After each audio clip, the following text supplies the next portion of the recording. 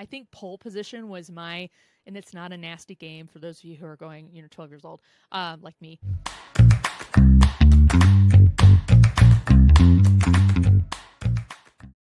Greetings, everyone. This is Rachel. Hi. I haven't talked to you all for, it's been over a week. I just have to explain that I kind of hit a limit last weekend, and I could have recorded my podcast for the week and gotten a bunch of other stuff done, like my newsletter, my weekly blog. I did not. I actually really took the weekend to recharge, but I hope you did too. Welcome, everybody. This is the Really Social Podcast, and I'm your host, Rachel Moore. I suppose I should kick off with that intro earlier. It's new. But yeah, just wanted to say hi. This should drop on Tuesday, February 7th. So I am trying to do this weekly. This one's just a couple of days late. So, hey, if I get any complaints about it being late, maybe that's a positive sign that people actually care about it, but whatever. What is that old adage that most people they're more likely to complain than to praise, right? Like, I think it's like 10 times more likely to say something negative than to point out something positive. But I know the ways of human nature, and that's fine. But hey, I beat you to it. I fessed up that I hadn't dropped anything new, but here we are. So as of February 7th, all the stuff that I'm about to talk about is pretty current. Just like the NPR Politics podcast, who always want to say, well, things could change by the time from the time this was recorded. Well, of course it will, because that's the nature of the universe. Hope you're all doing well. I'm actually not feeling the greatest this morning. Not anything wacky, but so my husband is the cook in our house, and I'm very thankful for that, because I can put some things together. I really do love cooking shows where they have like glass bowls full of all the proper ingredients. That's what I need. I've heard that HelloFresh would be good for me. And I promise you, if he dies before me, I'm going to be using HelloFresh. So HelloFresh, shout out to you. That is not a paid endorsement. They do not support this podcast yet. But yeah, I'll be a client, trust. Not that I'm hoping for that. My husband is a fantastic cook. I've told my children repeatedly, I'm like, I married well. I'm just thankful that I married somebody who really enjoys cooking. Like I keep telling him he should have his own channel because he's that good. But so he prepared cauliflower crust pizza last night. Now we've had that a lot. We didn't have it in January because we were doing a cleanse, and that was not part of it. 'Cause you're not supposed to have cheese. It's one of the things. But he made it for the first time in a while, and we love it. But he and I both not having a good morning this morning. I'll just leave it at that. So I'm not feeling tip-top, but I'm not feeling like, oh, God, I'm not like moaning around on the floor or anything yet. But I think everything will be fine. I'm probably going to have a Zevia here in a minute for the carbonation. I won't do that to you here on this podcast because you'll probably hear the little bubbles, and then I would start burping, and that'd be kind of untoward. Anywho, I hope your morning is going well. Quick update on me too. I think you've probably learned from my last couple podcast episodes. I am looking for work. That process is still continuing. I've got some good interviews going on with a couple different companies, but I'm also talking to people about doing some contract work.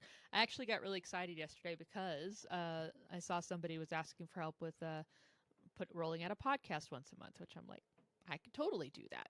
Of course, some of you may be like, well, can you, Rachel, because you didn't roll out your podcast this week on time? I'm like, well, yes, but that's me. I'm accountable to that. So don't have any advertisers yet. Once I do, then I'll be like, oh, I might have a little more incentive. But I did miss talking to you all, and I have things to share. But yeah, so that's moving forward. Big shout out to those of you, anyone who is looking for work. There's a whole lot of discourse going on right now.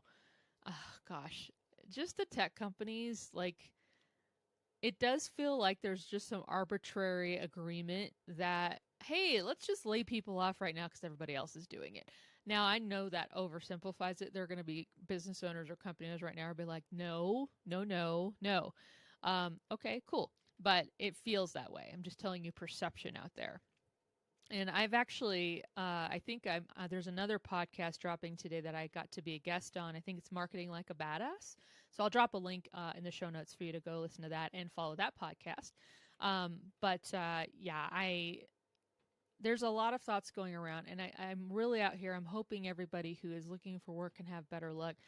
It is like passing a gauntlet, or I like to correlate it, and this ties into things we're going to talk about today, playing video game bosses. Like, you have to get through several levels, and you need to rejuvenate your health, which is partly what I was doing over the weekend. I'm like, I need more health bits, more first aid kits here, to get my health meter back up. But it's hard.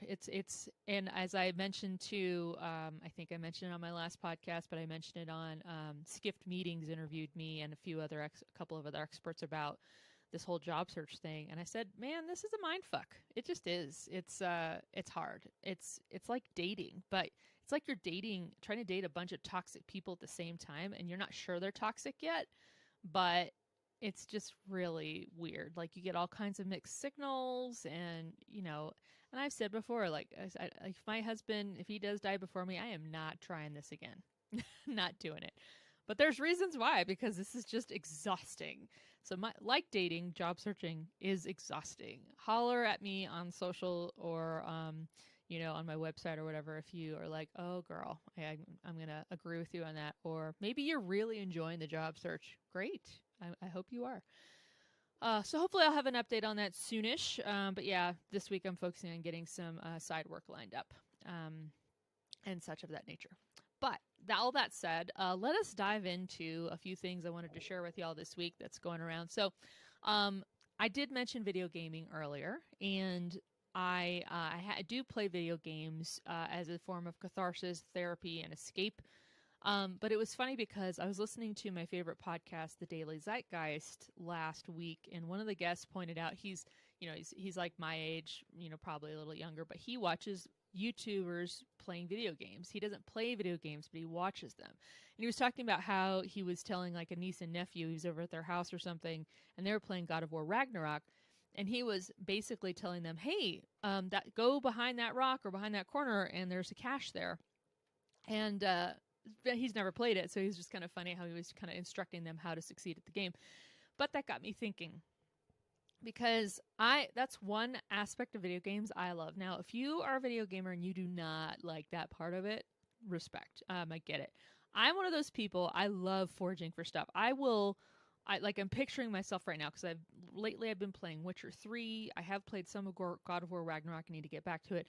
I'm also playing through The Last of Us, first game since the HBO show is out right now, and that got me back into thinking about it, and I hadn't played through that yet. But foraging is certainly a part of a lot of video games, where you are going around, you're like, okay, there's something I can loot or pick up there. It's a supply, or it's money that will let me buy or upgrade things later, or in-game money, or things like that. I love that. I don't care about moving the story forward so much as making sure I've tried to grab every single thing in that particular environment before moving to the next scene. And I get super annoyed when I go back, and some games will tell you, but like, well, you missed a cache or a hidden chest here, and I'm like, what? How did I not see that? So I'm that person. I'm like, I'd go around. But that got me thinking about, like, okay, well, that's kind of interesting. Is that a human nature thing? Because of course, historically we've all foraged. Nowadays, sometimes when there's supply chain issues, we're foraging for toilet paper. But I was like, is that a human nature thing? And then I'm like, I started thinking again, as I do, as from a marketing perspective. I'm like, well, I'm basically gathering supplies in the game so that I can beat the next boss. Because what if I miss something? And had I just gotten that thing, I'd have enough to beat this boss easier, or even to beat them at all. And I was like, well, to me, that reminds me of, like, as a marketer, when I am trying to, like, make sure am I using the right tools together, and do I have all the things I need in order to execute this marketing delivery well? So that inspired my blog. My weekly blog this week is why video gamers make the best marketers, and that is available on my website. I'll drop the link in the show notes. But I'll just talk you really quick through it. I already mentioned the foraging thing, but talking about, there's always a boss we need to beat and things like that. I do put some fun gifts too in the blog, because since I am playing through Last of Us, actually paused my gameplay to start writing this blog, and I'm really glad. I haven't been back yet, but you'll see why. Um, so yeah, so foraging for the right tools, that's something marketers do, and that, we're always tasked to do. That MarTech stack is super important. Also because we tend to run very lean. Marketing teams tend to be lean. And so, well, we try to fill those gaps with good tools that can help integrate and automate and help us get our jobs done. The other aspect about why I think video gamers really make great marketers is storytelling. We love good stories. Video games get great accolades if they have a great story present. I mean, again, I'll talk about The Last of Us. That story is compelling enough to where HBO's like, let's make a series, an adaptation about this. And it is getting people to watch it who've never played the game. Like I said, I had played Last of Us 2, so I actually know all the things that happen after the series or the current season that's going out. And I was like, I want to go back and kind of see, what led to the game I've already played. And so now I'm interested and I'm playing the game myself. But storytelling is a crucial part. I mean, if you've ever watched, and I do, it's kind of fun to watch these. If you ever watch gaming award shows, they really do. They acknowledge when there's all these components to a good game, and there's all the things you would see in like a movie. It's like the Academy Awards, but you're talking about gameplay or that's interactive. But those compelling stories are super important. And then like in marketing, and I'll also correlate this to job searching too. The story is the thing. Everybody loves a good story. We are also, by human nature, I think we respond to story and storytelling really well. If a story is told well, we respond and emote to it, and it might even change our behavior or change our heart, and things like that. I mean, there's a whole lot of effect that could come from a great story. So when you're a good storyteller, you can change minds and you can change people's day and things like that, and even behaviors. So that's what marketers have to do as well. So, we all, if you're in marketing and listening to this, maybe you can kind of relate to this, is because, well, I'm given a thing I need to compel people to come pay attention to. My goal is to get them further in and pay more and more attention to it, to where they start thinking about buying it, right? We have to craft a story around that. There is so much noise out there that our audiences are enticed by, distracted by. Multiple screens, multiple channels, multiple feeds, ads. Oh, they get so many ads. But we have to try to carve through all that noise, carve our way through it, and then compel them with our story. So it's challenging, but that's why marketers are great at what they do. And so I do think when you're a video gamer and a marketer, as a video gamer, you recognize the power of a good story. And even if let's imagine too that you have a video game and you're going to subscribe it to a friend, you will try to tell that, hey, I want to influence you and let you know and convince you why I think this video game is awesome, because the story is so good. I do have a quick call out too. I have to shout out my daughter and my husband have both tried to play God of War Ragnarok. They actually are not compelled by the story because the cutscenes are super long and they can't skip through them. So that probably is some feedback. I've seen a lot of social mentions about that too, where everybody's like, oh my God, me waiting for the cutscene in God of War Ragnarok. Some of these are like 14 minutes long. That's super long for any video game. And so I bet they're hearing some feedback saying, love these games, but so there is such a thing as not telling a story well. Maybe the story is great, but you're not conveying it well for the intended audience. So, but that's why I think that video gamers overlapping with marketing is great, because we recognize the need for a good story. And I'll circle back to that in a moment, because I do have a resource for you if you want to get better at storytelling in marketing. And lastly, the other thing I thought about how video gamers make great marketers, we care about measuring. Oh my gosh. We are all about leveling up, getting a high score, having the game kind of acknowledge us, saying, hey, that was your best battle, or you outperformed other players this much, or whatever. Right now, I'm leveling up in Witcher 3. I do a ton of side quests. I'll even depart from the story quest for a while to go try to do these side quests to level myself up. I love when I can approach like a boss battle or a part of the story where I'm good. It's going to be a bit of a challenge, but not as much as it would have been if I just come into this without already leveling myself up, upgrading my armor and my swords, and just gaining that experience that lets me add certain aspects to how I am a better character. But we care about that. We are looking for those measurements, and so marketers do too. If you're a good marketer, data is a foundation for you, because you're not just doing stuff saying, oh, I think this will work out great. You're always looking at the data, because basically your audience reactions translate to data, and that translates into how you are marketing and what you're choosing to do then going forward to keep compelling them or compel them better. So I put in a GIF to our a little meme from Stranger Things. If those of you who do not remember arcade games of yore, and you can go to arcades today. We actually have an arcade bar that's not too far from our house that we've been to a couple times, where they've got like some of the old arcade games are built right into the bar counter, which I love, or they've got some stand-up video games and things like that. But for those of you who are not familiar, have not seen a lot of those or played on actual stand-up arcade games of old, if you've seen Stranger Things, you've seen how Mad Max, it's season 2, where they find out a girl is outscoring all of them on Dig Dug, and there's a screen where it shows, and that's real. I think Pole Position was and it's not a nasty game for those of you who are going 12 years old, like me, but Pole Position was actually, Pole Position 2 was my favorite, but it was a race car game. Nothing like Forza. Oh my gosh, this is like, if you try to play today, you'll be like, wow, this is nothing. But that was our Forza of yesteryear, and I was always trying to get a higher time, and I did care about, like, I would love to rank on that screen where it shows you like the top 5 or top 10 players. I think I did it once, and I was like, yes. But like I said, we care about that kind of measurement, leveling up, demonstrating that success, like it's evident that I did a good job. Or if you're not hitting that top 5, you're like, well, I need to up my game. So we care about that stuff, but that's another overlap. So with all that said, those are just 3 areas that I was like, as a video gamer and a marketer, I really see how these two tie together. Love to hear from you. If you do game, tell me what games you're playing. I'm not a big online co-op person, mostly because I just know this is again about measurement.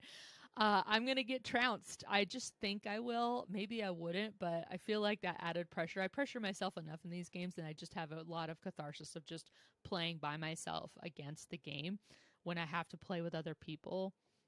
Maybe I'll try it again someday, but I don't know. I'm just not a big fan. My kids very much are.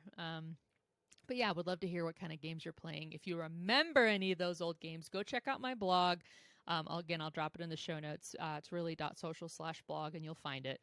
But yeah, there are some good old games. Duck Hunt, Super Mario Brothers. I think I used to play. What was the other one I said I used to play? Let me scroll through here. Because I used to play.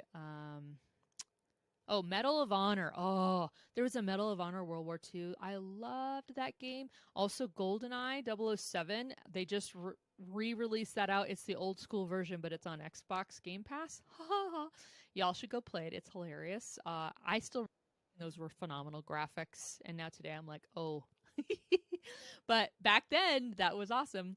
And then, of course, my favorite series, Mass Effect, and, things like that. So Mass Effect's still my favorite. I just love it with all my heart, and I played through all 3 of the first games. I heard I need to go back to Andromeda, that they've done some updates to it.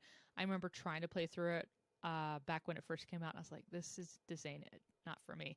But maybe I need to go back to it. Anyway, hope you enjoy that blog. Let me know. And if you're a marketer and you're like, well, okay, not video games, Rachel, but there's other things in my life that absolutely help me be a better marketer. It's a thing I do for fun, and then it makes me a better marketer. Tell us. Let's share this knowledge around. And let's see what's going on next. So I got to be I got to participate, and I wasn't a speaker on it, but I listened in for the first time. And this has been out for a hot minute, probably I think 6 months at least, if not more. LinkedIn audio event. So I bring this up, and this is in my newsletter that dropped yesterday, but I think this is kind of a cool option for those of you who may be out there saying, well, I want to get into podcasting. I want to start doing something that's audio only. However, I don't have the means to do it. I know that, hey, I've got to record this, then I'm allegedly supposed to edit it maybe, and then put it up into some kind of distribution cloud service that puts it out over the podcast channels. And maybe you're just like, I don't know how to do all that. But you're like, you want to get something out there. And so this is not the first time this has been developed for something. So Facebook already had, I think they still have audio notes. I'm not even sure. I don't hang out on Facebook lately. I should go check this out, considering the name of this podcast is Really Social. So if you know for a fact they still do that, I think they might, but I don't think it really took off. Twitter Spaces was obviously another one where that did. I think a lot of communities started building some stuff there. I sat in on one with Matt Navarra that he was hosting on there. But again, it's like a radio show, and you're just able to tune in, but as the social aspect that you can share it out, you can tweet about it and things like that. Well, same thing with LinkedIn audio events. So this can work on a personal profile or a company page, but you can create a LinkedIn audio event, so you have a certain time and date for it, invite people to it, and you can have yourself as a host, but also invite speakers to it who will be on kind of the stage with you, if you will. But also everybody else then will be attendees listening. Very, very similar. This is kind of a copycat from Twitter Spaces, but with less of the features that eventually got added to Twitter Spaces, which I think that's been having some trouble lately because Elon, doesn't know what the hell he's doing. But LinkedIn Audio, it was pretty okay. I think it's missing a couple things. So I got to listen into it. Audio was pretty clear. It seemed like it was good. It does have the option where if you're a listener and you would like to say something, you can raise your hand, and then the host can promote you to be a speaker where now everybody can hear you, and then demote you back into being an attendee if they want. They can obviously boot you out as well. You can share out the event to other people. You're like, hey, I think you should listen into what's going on here. Because it's part of an event post on LinkedIn, all the attendees can actually use the post comments to interact with each other. You can prompt them to put questions in there or respond to them.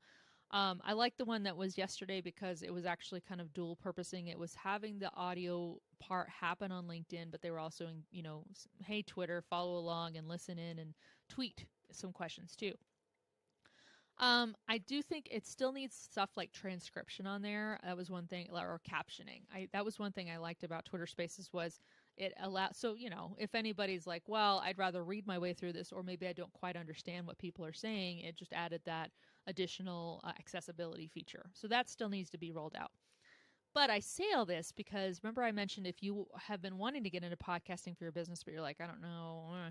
This is a way to do it, and particularly for B2B, LinkedIn being a primary B2B app for use, as you're trying to find your audience in the business-to-business space, this could be a nice option for you. And again, it doesn't require video, so there's it's mostly just making sure, hey, guest and host, do you have a good mic? Are you going to be in a quiet space? And do you have the Wi-Fi bandwidth to be able to do this? Obviously requires less than if video were involved.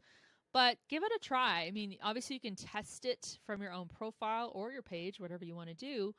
But that could be something you do on a regular basis and have good guests on, or just go on as your own brand. Add value. That'd be my one thing, is like create an event where the topic's going to add value to your audience and go for it. So little advice there. I did include a link in my newsletter, and I'll drop it in the show notes for just how to learn from LinkedIn how to start your first audio event. Lastly, circling back to that storytelling thing I was talking about and why I think video gamers are great marketers. So I recently I've learned a lot about this in the last year. I think I've always appreciated a good story, but really learning how to craft that, especially from a business standpoint where you're trying to get people to pay attention and, be compelled by what you're offering them. So I used to report to an awesome woman, Liesl Leary Perez. She's actually now a CMO with her husband's mental health clinic, Axis Integrated, which is here in the Denver area. And but she has a beat on storytelling, and she had shared with me a resource called Duarte Storytelling. So Duarte storytelling. I'll put that in the link in the show notes as well. But I actually got to put this into practice. So at my prior job, I had to develop messaging and draft it at least, and then workshop it with people. But I very much used this kind of a framework about figuring out who your hero is. And for businesses and really anyone marketing, your hero is your customer. Let's get that out of the way.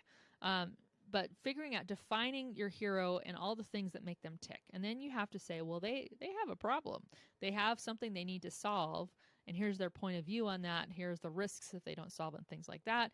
And then the fact that you need to push them out of their current comfort zone and pull them into something, a new way of thinking and believing, will then enter you. You're the brand, you're the product, you're the service that has the expertise, has the credibility, and has the common ground with your hero that convinces them to say, hey, you're my mentor to get me through to where I can solve this. So that is a super short synopsis of what I go over, but I have about a little under 13 minutes, so it's I dig in a little bit more obviously than I just did, but I did put that up as my weekly YouTube video, how to storytell in B2B content marketing. I'll drop the link for that in the show notes as well. But I just created a Miro board where I put it together. Again, I'm not the only resource in town. Duarte Storytelling is great. Very worth it if you want to check that out and become a better storyteller in your content marketing. But it definitely has helped me. And again, I mentioned this to you, all of you who are job seeking. So I got asked on this podcast last week, well, how do you recommend? So I'm a content marketer. It's super easy for me to visibly, demonstrably tell people on my social media and other channels why they should hire me. I'm very, that's what I do. What if you're not a marketer? What if you're not in content marketing? Maybe you're an engineer. Maybe you're an accountant, or any other kind of, not terribly visible, where your work is not shown to the world or apparent to the world. How do you tell the world that you should be their next hire? This storytelling framework can really help you with that and say, okay, well, who's my hero? And that's the person that needs to hire me. The company needs to hire me. You should have in your mind what kind of companies you'd like to work for, what kind of hiring manager you'd like to work for. That's your hero. Well, figure out what makes them tick. What's their problem and the reason they need to hire you? Well, you're the mentor. You're the person like, well, I'm the solution. I'll give you this, and then you can hire me, and everything will be great. But this can help you with that too. We are all awful about promoting ourselves. Talking about ourselves. We get that inevitable question on an interview. Tell me more about you. Even yesterday, I had an interview, and I've done this many, many times. And I work in marketing, remember. And I for a second, I was like, oh God. And I flumbled a bit. I even have a slide deck that lets me, I pop back and forth on that I'm ready with answers to some of these questions. I have a slide for that. Did I refer to that? No, I just started trying to talk off the cuff, and I think I sounded like an idiot. But see, it happens to everybody. So use this for what you need to make of it. Like I said, it's I make a YouTube video, free resource for you, but it leads to other resources that can help you get more in depth and be just better at storytelling. All of us could stand to do that. All right, so those are pretty much the things I wanted to chat about this week. I'll get this posted today on Tuesday, and then I'm off to do a couple more calls today, but do reach out. Please do follow, subscribe to the podcast, follow the podcast so you get every new episode. Rate the podcast. I'd love to hear what you think about it. If you hate it, I'd still love to hear that. Even better, as I mentioned, people tend to focus and be ready to share negative perspectives than positive. Find me on social and tell me what you think. I'm at Rachel Has the Mic, and it's MIC is for microphone.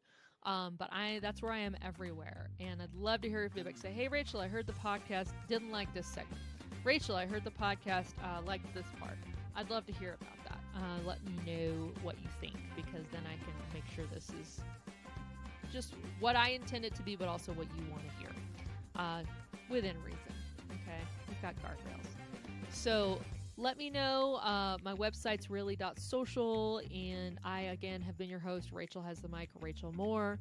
And this is the Really Social Podcast. So I hope you all have a great rest of your week.